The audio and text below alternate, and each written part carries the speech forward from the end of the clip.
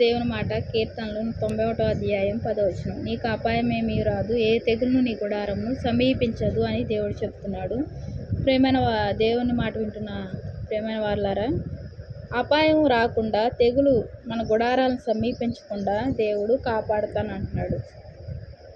తెగులు అంటే ఏంటి?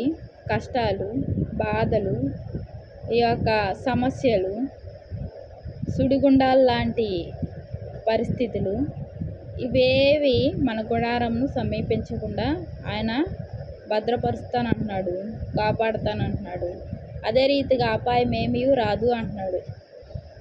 నువ్వు ఇప్పటి వరకు ఈ యొక్క అపాయాలకు, తెగులుకు ఎంతో జడిసి భయపడి కృంగిన పరిస్థితులు, లేవలేని పరిస్థితులు, అదే రీతిగా వేదన పడ్డ పరిస్థితులు, నిరాశ నిస్పృహలతో కృంగిపోయిన జీవితం కలిగి బాధపడుతున్న నీకు దేవుడు ఏమంటున్నాడంటే, అపాయమేమీ రాదు, ఏ తెగులు నీ గుడారము సమీపించదు అంటున్నాడు. అంత దేవుడు, గొప్ప దేవుడు, గొప్ప సృష్టికర్త అంత శ్రేష్టమైన మాట పలికాడంటే మన జీవితంలో ఇంతకు మించిన ఆనందం మరొకటి లేదు. మనుషుల వంటి దేవుడు కాదు. మనుషులు పలికే మాటలు నిజమైనవి కాకపోవచ్చు, కొన్నిసార్లు నిజమవచ్చు, నిజం కాకపోవచ్చు. సృష్టికర్త మనల్ని ప్రేమించి ఆయన కనుపాపలో భద్రపరుస్తున్న దేవుడు, ఆయన హస్తాల్లో ఉంచుకొని నడిపిస్తున్న దేవుడు పలుకుతున్న మాట, నీకు అపాయమేమీ రాదు, ఏ తెగులు నీ గుడారం సమీపించదు అని దేవుడు చెప్తున్నాడు. ఆయన చెప్తున్న మాట కాబట్టి మనం ఏం చేయాలి? విశ్వాసంతో నమ్మాలి. ఈ యొక్క అపాయము గుడారము సమీపించకుండా, అపాయం రాకుండా, తెగులు గుడారం సమీపించకుండా ఉండాలంటే ఏం చేయాలి? ఆయన అభయం ఇచ్చాడు, కానీ మనం ప్రక్క జరిగిపోయి వాటిని మనం తెచ్చుకునే వారంగా ఉండకూడదు.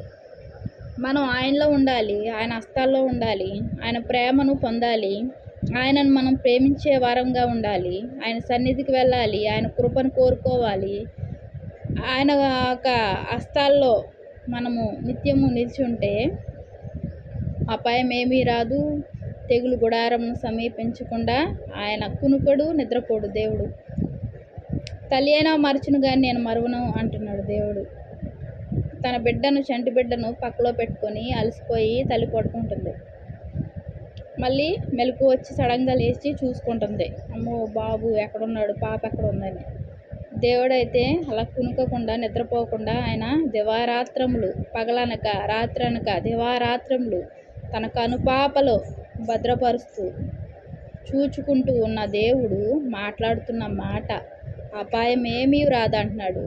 ఈరోజు ఈ క్షణం నుంచి మన జీవితాల్లో అపాయము, తెగులు ఏది మన జీవితాల్లోకి, మన కుటుంబ సభ్యుల్లోనికి, అలాగే మన గృహంలోకి ప్రవేశింపకుండా ఆయన ఒక అగ్ని కంచెను మన చుట్టూతా ఉంచుతున్నాడు. మన బిడ్డలకి, మనకు ఆయన ఏం ఉంచుతున్నాడు? అగ్ని కంచెను ఉంచుతున్నాడు. ఆ అగ్ని కంచెను మనం తొలగిపోకుండా దేని ద్వారా ఉంచాలి?